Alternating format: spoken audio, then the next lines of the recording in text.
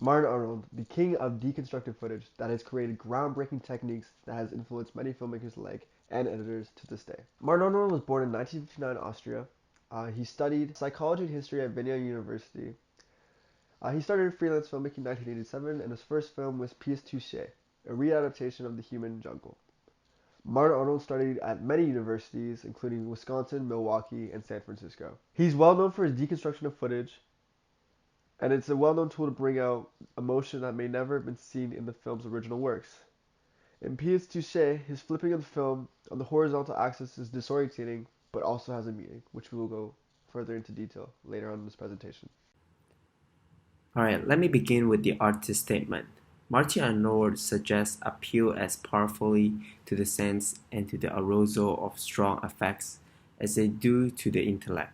For example, in a Pièce Touchée, the man walked through the door with the motion of opening and closing, pushing backward and forward, light switch turned on and off, as well as the body movement.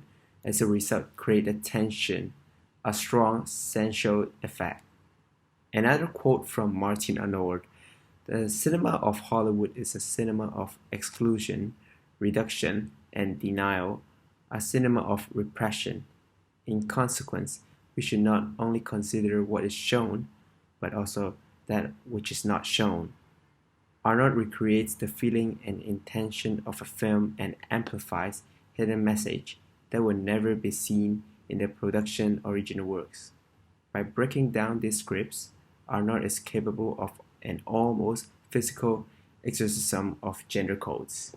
The list below are the films he worked before. For instance, some of the famous work he produced, like The Kill a Mockingbird in 1962, Pièce Touchée in 1989, and The Passage of Lac in 1993. We would like to share a short clips of Pièce Touchée, the door opening and closing I just mentioned, and look carefully to the motion of the head.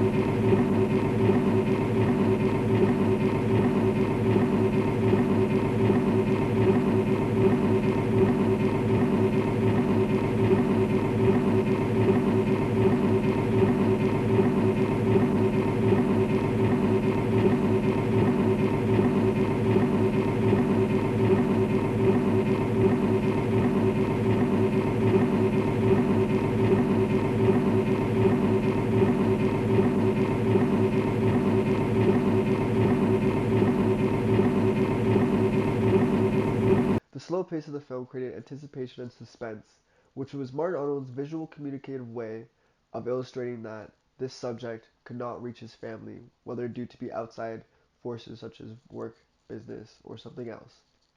Pierce Touche bridges theoretical analysis with sensory immersion and political relevation. His visual communication in the film connects with the audience that many other films cannot.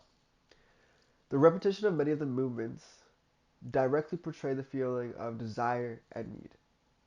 The repeated opening of the door or trying to reach out for his wife is another way of a visual communicator that the subject is being held back. Visual-wise, Martin Arnold's editing style overall has a similar approach, while including mirroring, duplicate the frame, and create numerous repetition and reversal in movement, as a result creating a jarring visual effects. In audio parts, Arnold has carefully tailored the music to match the frame, create a similar repetition, and rhyme is added when needed. While most of the film has a hidden and repressed meaning behind the action, most likely are psychological and socio-political subtexts. For example, To Kill a Mockingbird, this is an ingrained problem. The racial politics remain a prominent and contentious issue within American society during that time. Martin Arnold's work is an important piece of filmmaking history and a staple in experimental. I came to this conclusion because he was able to portray the realistic mass majority of what many middle-class families went through in that time period, even though the original filmmaker did their very best to hide that truth. Arnold's transformative intervention has also been described as a method of critical analysis, where the filmmaker's role becomes one of the archaeologists who reveals hidden and repressed meaning in existent filmic material. In Arnold's own words, the cinema of Hollywood is a cinema of exclusion, reduction, and denial. In consequence, we should not only consider what is shown, but also that which is not.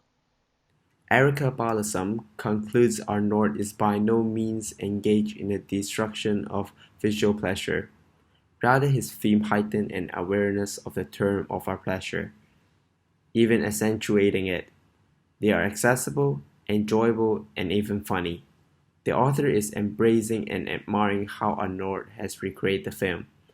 The author is keeping an openness, positive attitude to Arnold's contribution. For example, despite Arnold's film being uninterrupted, people can see a noticeably trembling in the film, which we can assume the imprecision of human imperfection of his manual handling of celluloid. After many years, it remains an essential key element for studying and learning, adding exaggeration and subversion to this clip.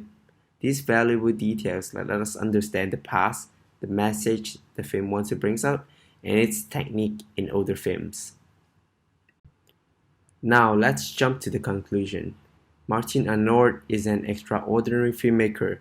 His groundbreaking editing techniques, including mirroring, repetition, and reversal, has subverted our imagination.